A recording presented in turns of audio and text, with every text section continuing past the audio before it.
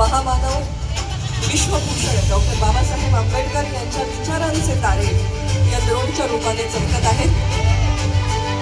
अनेक विक्रम ज्यांनी साकार केले, ज्यांच्या पदव्या लिहायला कदाचित कागद अपुरा पडेल इतकं बुद्धिमान असं व्यक्तिमत्व, पहिले भारतीय ज्यांनी परदेशामध्ये जाऊन अर्थशास्त्रामध्ये PhD ही सर्वोच्च पदवी संपादित केली, भारताचे पहिले कायदे मंत्री, मजूर मंत्री, सगळ्यांना समान हक्क मिळावा यासाठी संविधानामध्ये सामाजिक न्याय, समता आणि बंधुता यांचं दृढ असं अधिष्ठान देणारे भारतीय राज्यघटनेचे शिल्पकार महामानव डॉक्टर बाबासाहेब आंबेडकर यांचं हे 135वे जयंती वर्ष, हे जयंती वर्ष एक प्रेरणादायी वर्ष असावं यातून साकार झालेला हा सोहळा. सीमारेषांची चौकट नाही तर ती असंख्य भाषा, विविध धर्म आणि जाती जमातींच्या गुंतागुंतीतून आकार घेतलेली आणि संस्कृतींच्या अखंड प्रवाहाने समृद्ध झालेली एक दिव्य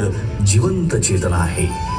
या विविधतेच्या विराट सागरातही एकात्मतेची अखंड ज्योत तेवत ठेवणारे जे अमृत आहे ते म्हणजे भारतीय संविधान.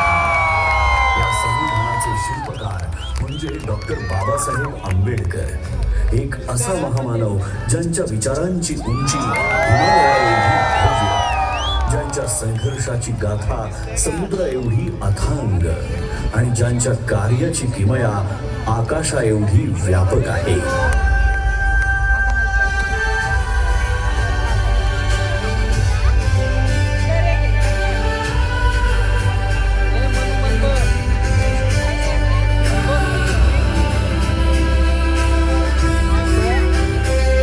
संविधानाच्या प्रत्येक ओळीतून उलगडणारी डॉक्टर बाबासाहेब आंबेडकर यांची दूरदृष्टी ही केवळ कायद्यांच्या चौकटीपुरती मर्यादित नाही, तर ती एका आदर्श समाज रचनेची जिवंत प्रतिमा आहे.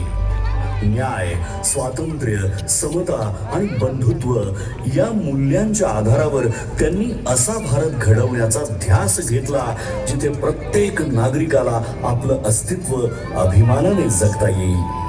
त्यांनी केवळ संविधानाची रचना केली नाही तर एक असा भारत निर्माण केला जो प्रगत, न्यायप्रिय आणि समताधिष्ठित असेल आणि जिथे आधुनिक भारताची बीजे पेरली जातील.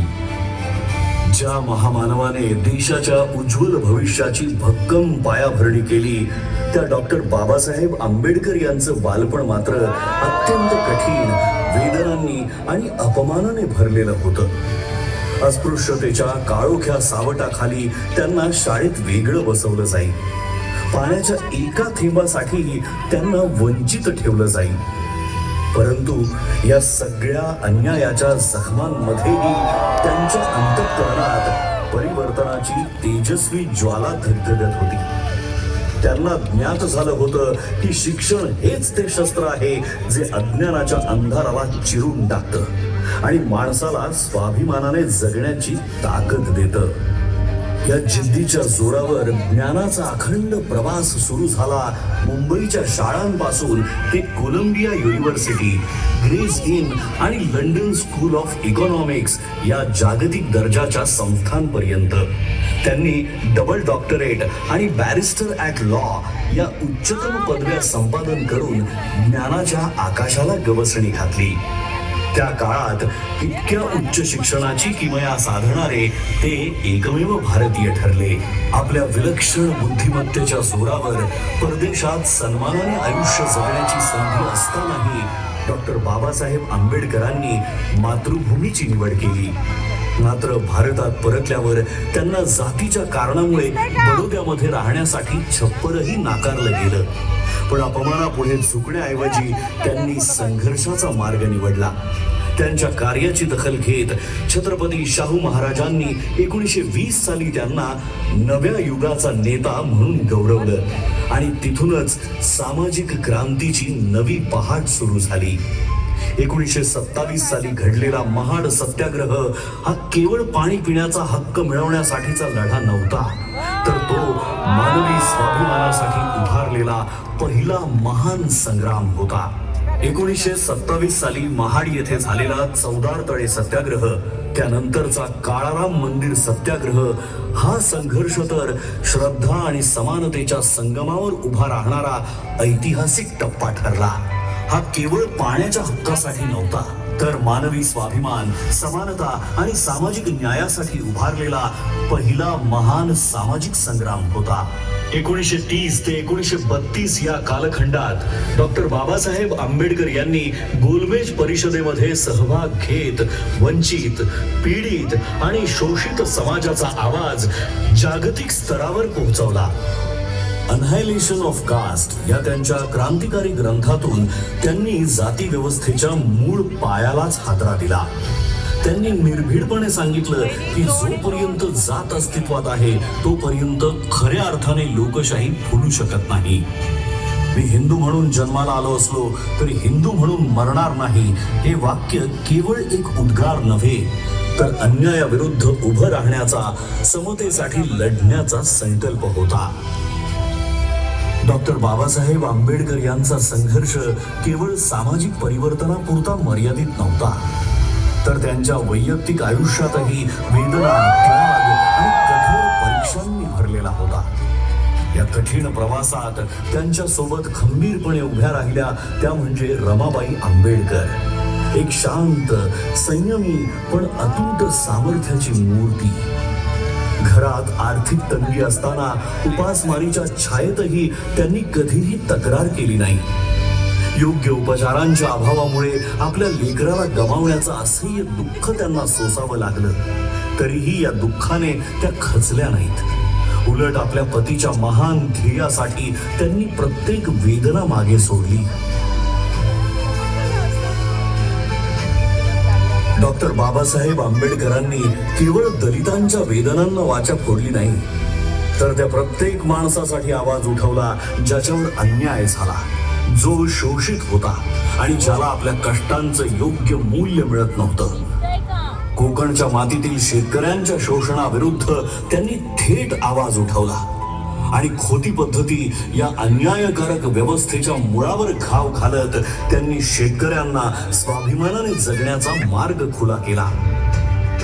कामगार मंत्री म्हणून शपथ घेताना 8 तासांचा कामाचा दिवस, साप्ताहिक सुट्टी, किमान वेतन आणि सामाजिक सुरक्षेचे हक्क हे केवळ कायदे नव्हते, तर कष्टकऱ्यांच्या आयुष्याला मिळालेले संरक्षण कवच होते. डॉक्टर बाबासाहेब आंबेडकर यांच्या दृष्टीने स्त्री ही केवळ कुटुंबाचा भाग नव्हती, तर समाजाच्या उभारणीचा केंद्रबिंदू होती. म्हणूनच त्यांनी महिलांच्या आर्थिक स्वातंत्र्याला, शिक्षणाला प्रथम दर्जा दिला. बालविवाह, सतीप्रथा, देवदासी प्रथा आणि विधवांचं अमानुष शोषण या सर्व कुप्रथांविरुद्ध त्यांनी प्रखर आवाज उठवून समानतेचा हक्क दिला. कायदा मंत्री म्हणून त्यांनी सादर केलेल्या हिंदू कोड बिलने महिलांना घटस्फोटाचा अधिकार, मालमत्तेत समान हक्क आणि वैयक्तिक आयुष्यात स्वायत्तता मिळवून देत अशा अभूतपूर्व निर्णयाने इतिहास रचला. तसंच कामकाजी महिलांसाठी मातृत्व रजा आणि समान कामासाठी समान वेतन या केवळ सुधारणा नाही, तर स्त्रीच्या सन्मानाचा आणि स्वातंत्र्याचा नवा अध्याय होता. कायदा मंत्री म्हणून त्यांनी सादर केलेल्या हिंदू कोड बिलने महिलांना घटस्फोटाचा अधिकार, मालमत्तेत समान हक्क आणि वैयक्तिक आयुष्यात स्वायत्तता मिळवून दिली आणि या अभूतपूर्व निर्णयाने इतिहास रचला. 1947 साली डॉक्टर बाबासाहेब आंबेडकर यांची संविधान मसुदा समितीचे अध्यक्ष म्हणून निवड झाली. या जबाबदारीला न्याय देत त्यांनी भारतीय संविधान या अद्वितीय ग्रंथाची निर्मिती केली, जो जगातील सर्वश्रेष्ठ संविधानांपैकी एक आहे. संविधानाच्या माध्यमातून त्यांनी प्रत्येक व्यक्तीला अभिव्यक्ती स्वातंत्र्य, समानतेचा हक्क, अस्पृश्यतेचा अंत आणि सर्व प्रकारच्या भेदभावावर कठोर बंदी घालून मानवाधिकार केवळ कायद्याच्या चौकटीत न ठेवता प्रत्येक भारतीयाच्या जीवनाचा अविभाज्य भाग बनवले. तसंच समता, करुणा आणि प्रज्ञेच्या प्रकाशात त्यांच्या आत्मसन्मानाला एक नवी उंची प्राप्त करून दिली. महात्मा ज्योतिराव फुले, भगवान गौतम बुद्ध आणि संत कबीर हे डॉक्टर बाबासाहेब आंबेडकर यांचे प्रेरणास्रोत होते. त्यांच्या विचारांच्या मुळाशी असलेली स्वातंत्र्य, समता आणि बंधुत्व ही मूल्ये त्यांना विशेषतः भगवान बुद्धांच्या तत्वज्ञानातूनच सापडली. 14 ऑक्टोबर 1956 रोजी नागपूर येथील दीक्षाभूमीवर इतिहासाला वळण देणारा तो निर्णायक क्षण आला. त्या दिवशी डॉक्टर बाबासाहेब आंबेडकरांनी बौद्ध धम्माचा स्वीकार केला आणि सुमारे 5 लाख अनुयायांना धम्मदीक्षा देऊन एका महान सामाजिक क्रांतीची सुरुवात केली. जगातील सर्वात मोठे शांततापूर्ण सामूहिक धर्मांतर म्हणून या घटनेची इतिहासात नोंद झाली. त्यांनी केवळ संविधानाची निर्मिती केली नाही, तर एका सशक्त, न्यायप्रिय आणि एकात्म राष्ट्राचा पाया रचला.